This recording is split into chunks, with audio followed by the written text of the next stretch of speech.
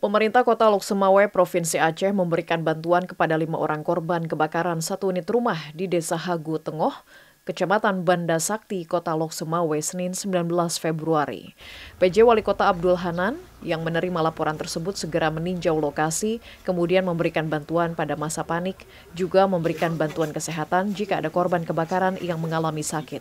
Di samping itu, pemerintah setempat juga memberikan kemudahan untuk pengurusan administrasi penduduk serta beberapa dokumen penting lain yang ikut terbakar.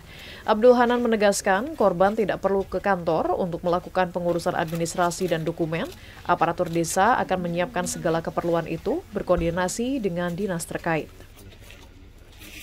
Kami sudah menyampaikan kepada Pak Kecik, melalui Pak Kecik, Pak Camat, agar dapat semua surat dokumen-dokumen yang terkait itu agar dapat diproses. Jangan menunggu daripada keluarga untuk mengajukan dulu apa yang bisa dibantu dari pemerintah kecamatan dibantu, dan kami juga di pemerintah kota akan mempermudah segala surat-surat yang dibutuhkan, termasuk nanti dari ijazah, dokumen-dokumen lain yang dibutuhkan terkait dengan kondisi musibah yang terjadi pada hari ini.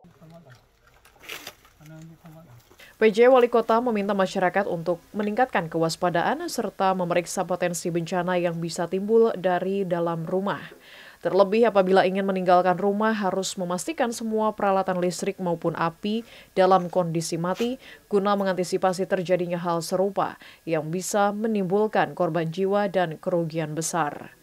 Sebelumnya, kebakaran di lokasi itu terjadi hari ini sekitar pukul 3 pagi. Kebakaran diduga akibat ledakan tabung LPG yang berada di dalam rumah.